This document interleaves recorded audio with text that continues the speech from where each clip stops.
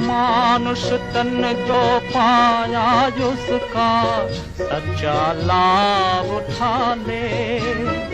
जीवन ये अनमोल तिहारा पल पल बीतत जात। हरि नाम सिमर राम नाम सिमर शिव नाम सिमर दिन रात। हरि नाम। फिर आ गया जोशी मठ या ज्योतिर्मठ। जगत प्रसिद्ध वेदांत और दर्शन शास्त्र के महान भाष्यकार जगत पूज्य आचार्य शंकर ने इस मठ में अपनी महासाधना के श्रीक्षेत्र की स्थापना की थी। उन्हीं की महासाधना से प्रेरित होकर भक्तों और सन्यासियों का दल आज भी यहाँ योग साधना किया करता है। शंकराचार्य जी ने जहाँ परम ज्योति लाभ की थी, उस स्थान पर छाया घिरी साधन वेदी के दर्शन करने से भक्ति और श्रद्धा अपने आप उमड़ आती है। फिर आ गया पांडुकेश्वर। कहते हैं इतिहास प्रसिद्ध चंद्रवंशी पांडु राजा यहीं निवास करते थे।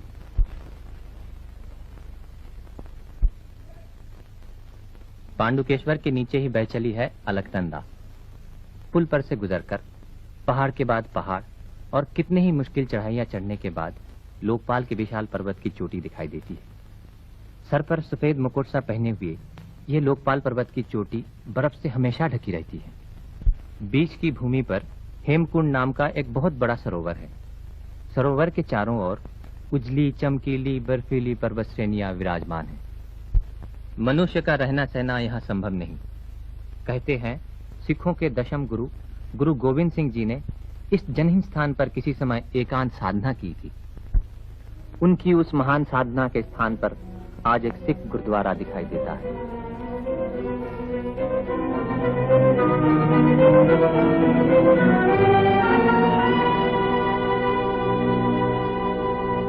वहां से लौटने पर रास्ते में दिखाई देती है वो विशाल जलराशि जो हेमकुंड से निकलकर लक्ष्मण गंगा के नाम से अलकनंदा में आ गई।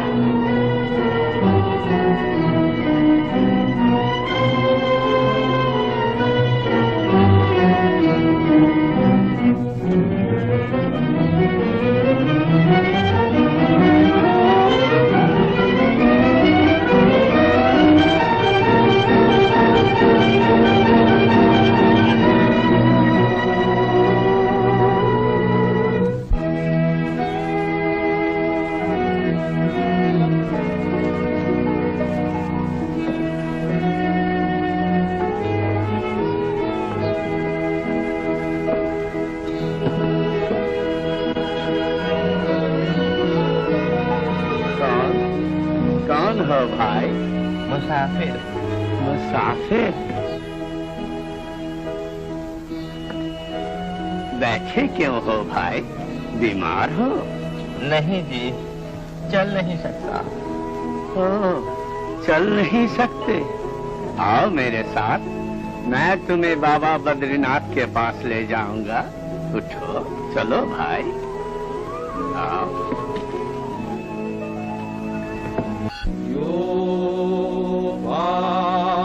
पुष्पं वेद पुष्पवान् प्रजावान् पशुमान् भवति चन्द्रमा वायपां पुष्पं पुष्पवान् प्रजावान् पशुमान् भवति य एवं वेद योपामायतनं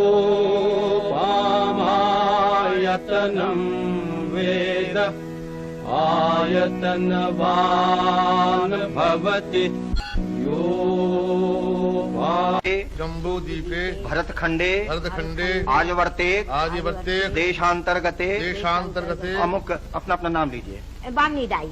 गोपाल मोती। हम के मन ने मुझे स्थिर न रहने दिया। जिस मंजिल पर पहुंचकर दूसरों की यात्रा खत्म होती है, वहीं से मेरी यात्रा फिर शुरू हुई। मुझे जाना है उसी राह पर जिसे महाप्रस्थान की राह कहते हैं। बर्फ से ढके हुए रास्ते से मैं आगे बढ़ चला। नीचे बहा चला जा रहा है पिघली हुई बर्फ का प्रवाह।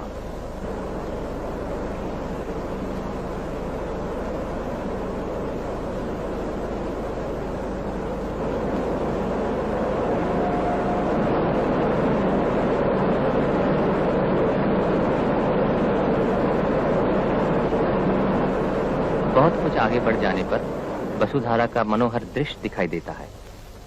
वायु द्वारा उछाली हुई जलधारा की असंख्य बूंदें चारों तरफ छिटकी पड़ रही है। रास्ता बहुत ही कठिन है, फिर भी उस गहरी परछाइयों की रहस्यमय लोक में मैंने सामने आंखें उठाई तो गिरि संकट के नीचे ही दिखाई दी वो जगह जहां पांडव पत्नी देवी द्रौपदी स्वर्गारोहण करते समय धरती की गोद में हमेशा के लिए सो गई थी। इस पवित्र लक्ष्मीबान के पुण्य क्षेत्र में पहुंचकर ऐसा जान पड़ा जैसे मेरी सारी सत्ता किसी गहरी चोट के दर्द से व्याकुल हो उठी हो।